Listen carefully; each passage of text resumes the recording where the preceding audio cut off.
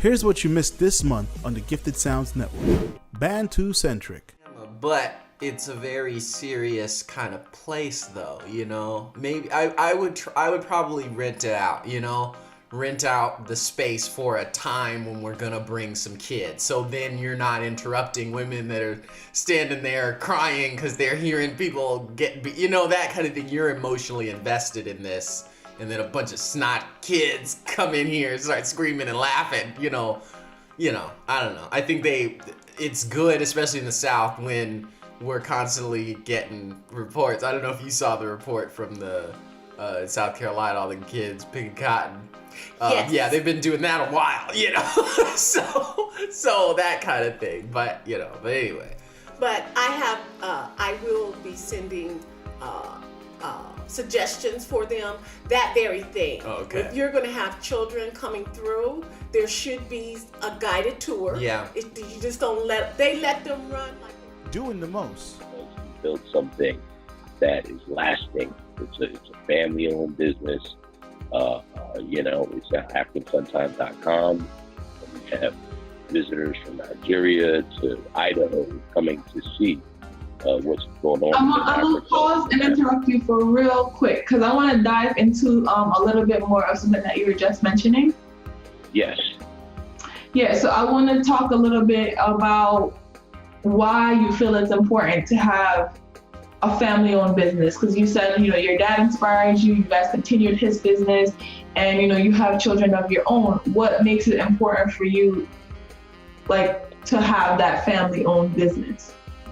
I think having a family-owned business is helpful in not only teaching the entrepreneurial mindset, but also teaching generational wealth and how you transcend it over time. Like, if someone... Let's be real sports.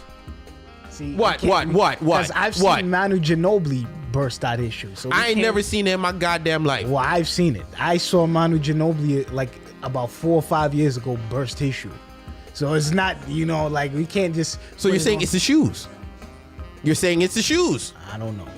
Oh, come the fuck on. Come on. He wasn't wearing Paul George sneakers. Paul George didn't even have a signature sneaker when that happened. Okay. So that's fine. So we're not gonna just act like, oh man, you know, it's the shoe. First of all, it's Nike that makes the sneakers.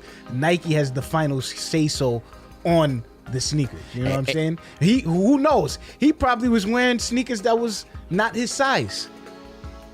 Negro, what the hell are you talking about? It's a possibility. This man's gonna put on wrong sneakers and play basketball and rip his fucking shoe? It's a possibility. The fuck are you talking about? It's a possibility. It's a possibility. So this man really sat there and put on wrong shoes? Are you serious right now? I didn't say he did. Pondering Nerdcast.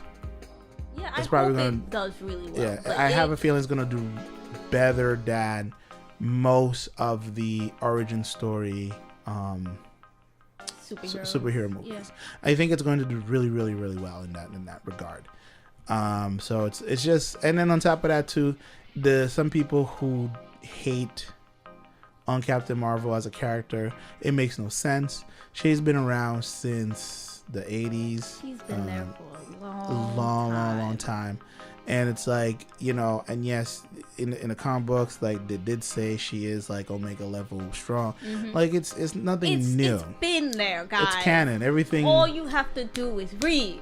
Yeah, exactly. But you know, that's I'm asking. sorry. I'm That's asking for too much. Right? Right. You're asking for too much, man.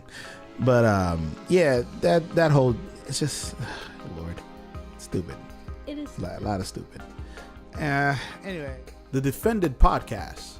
Comments, because I noticed that, like, you know how IndieWire, like Deadline, they don't fucking get comments. Like, they're just doing press releases essentially. And when you see like 60, 70, 80 comments on a thing, you can be sure the minutiae are there. And in these comments, we have people saying it wasn't user reviews, it was just a poll asking if people want to see the movie.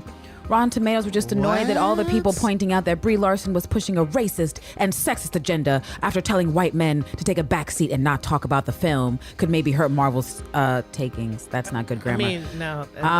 They're telling IndieWire to stop pushing a false agenda. That it's not about reviews, it's about a poll. I mean, they're copying each other here in the comments. I see SJW a lot. Of course, everything is SJW. If a woman is in charge or doing something, it's always a SJW stuff or whatnot. Like I've seen Yo, people. someone has a whole fucking essay word salad. Oh, talking wow. about the future of the republic. If we don't, if we don't let incels. Well, Villanelle. And we are back. We're back for episode 2, which was titled I'll deal with him later. I mean, look.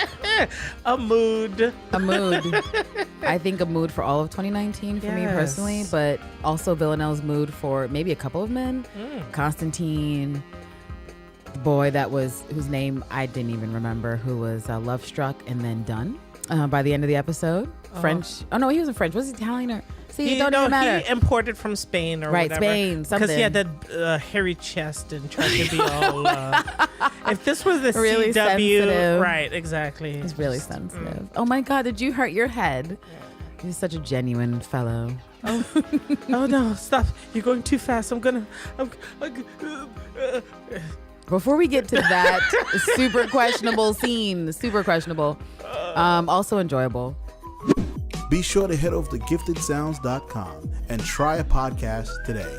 Gotta keep moving.